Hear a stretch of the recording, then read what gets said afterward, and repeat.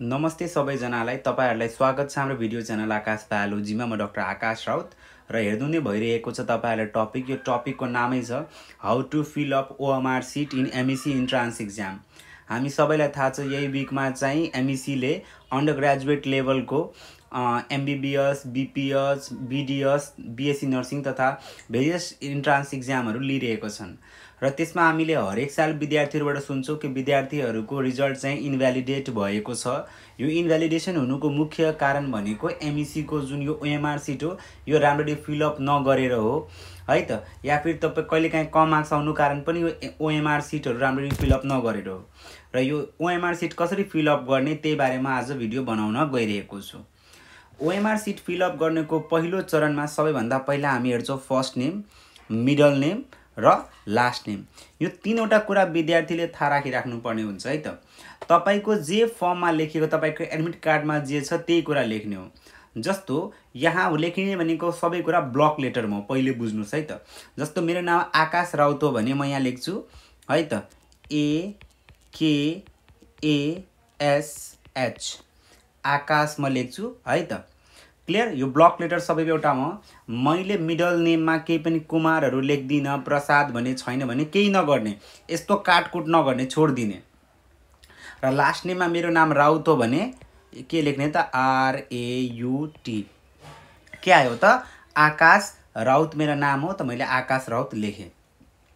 दोस्रो भनेको विद्यार्थीले सबैभन्दा बडी छोड्ने भनेको तपाईको एडमिट कार्डमा नेम छ के त प्रोग्राम। त प्रोग्राममा तपाईको जे कुरा छ त्यही कुरा लेख्ने। यदि एमबीबीएस छ भने एमबीबीएस लेख्ने है त, यो एडमिट कार्डमै लेख्ने।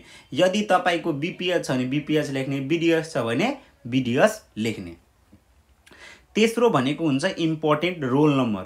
यो रोल नम्बर चाहिँ कसैले पनि नबिगार्नु होला, किनभने ओएमआर सिट एउटा विद्यार्थीलाई एकवटा मात्रै आउँछ। त्यो बिग्रियो भने तपाईको गयो है। एक्जाम तपाई जति प्रिपेयर गर्नु, यदि सुरुमै ओएमआर सिट गयो भने गयो तपाईको। त्यसपछि आउँछ तपाईको रोल नम्बर। लेट्स से मेरो रोल नम्बर भनेको 2567 छ है त, 2567 एन्ड 8 छ। जब मेरो रोल नम्बर यो छ भने I have to fill up this way है त। सबैभन्दा पहिला म के गर्छु त, टु फिल अप गर्छु है त। म जहिले पनि आउट टु इन गइरहेको हुन्छु। 2 भयो, त्यसपछि के आयो त 5 आयो, त्यसपछि के छ त 6 छ, त्यसपछि के छ त 7 छ र त्यसपछि के हो त 8 हो। सो यो के हो त, यसरी तपाईले रोल नम्बर भर्नु पर्ने हुन्छ। यही लेखेको छ। इनकरेक्ट फिल भनेको आधी चिधी फिल गर्नु भन्ने हुँदैन, त्यस्तै क्रस त्यो गर्नु हुँदैन, टिक लगाएर हुँदैन र हाफ फिल गरेर पनि हुँदैन। जस्तै मैले यहाँबाट लिए, यहाँ मानौ कुनैको आन्सर ए छ भने म यसरी गर्दिए भने यो मेसिनले रिडै गर्दैन। ल मैले बी को मान जस्तो छ मैले यस्तो गर्दिए भने पनि रिड गर्दैन। यहाँ मैले यस्तो यस्तो पनि गर्दिए, यस्तो यस्तो गर्दिए हतारमा, यो पनि रिड गर्दैन। रिड गर्ने भनेको के हो त, टोटल फिल अप गरेपछि मात्र रिड गर्छ, नभए रिड अप गर्दैन। यो कुरा हामीले बुझ्नु पर्ने हुन्छ है त। त्यसपछि यतातिर के छ त हेर्नु त, एक्जाम डेट। अब धेरैजना विद्यार्थीहरूले भनेको दाइ अगाडि डेट लेख्ने, हेर्नुस् त यहाँ तपाईले राम्ररी हेर्नु भने डीडी लेखेको छ है त। यहाँ के लेखेको छ त, डीडी। डीडी भनेको डेट हो। यदि 7 मा छ भने या 17 मा छ भने तपाईको एक्जाम मान्नु 17 मा छ है त। त इयर छ नि 2082, कुन महिनामा एक्जाम छ, 7 महिना 17 गते, त 0717 है त। यसरी लेख्नु पर्ने हुँदछ है त। त्यसपछि तपाईको के आयो त, सिग्नेचर। तब सिग्नेचर जे छ यो बक्स भित्र तपाईले आफ्नो सिग्नेचर गर्न सक्नुहुनेछ है त। जस्तो मेरो सिग्नेचर है त। ल यो मेरो सिग्नेचर भयो। त्यसपछि अरु विद्यार्थीले सबै कुरा गर्छन् र एउटा इम्पोर्टेन्ट चीज छोड्छन्, त्यो हो क्वेशन सेट। क्वेशनको तपाईले क्वेशन सेट दिँदाखेरि त्यसमा ए बी जे पनि लेखेको हुन्छ भने त्यो लेख्ने है त। मानौ मलाई बी नामको सेट परेको छ भने बी र त्यसपछि बीमा यसरी लगाइदिने। र त्यसपछि 200 वटा एमसीक्यू छ। यो 200 वटा एमसीक्यू चाहिँ मजाले गर्ने।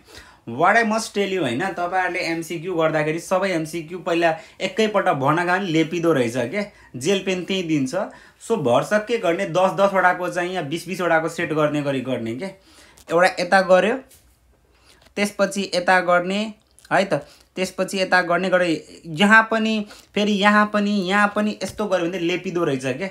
भर्सक क्रम वाइज गर्ने र किनभने सुक्न लागि पनि टाइम दिने। लास्टमा म एकैपल्ट 200 वटा गर्छु भने हुँदैन। यो दुईटै ठाउँ तपाईको लागि चाहिँ छैन, यो इन्भिजिलेटरको साइनको लागि हो। यति कुरा गर्यो भने तपाईको खत्रै टाइपको एक्जाम जान्छ है त। यो तपाईहरुको लागि भिडियो थियो। यदि भिडियो मन पर्यो भने साथीहरुसँग शेयर गरिदिनु होला। This is all about our MEC entrance एक्जामको ओएमआर सिट फिलअप। हस्त धन्यवाद है त।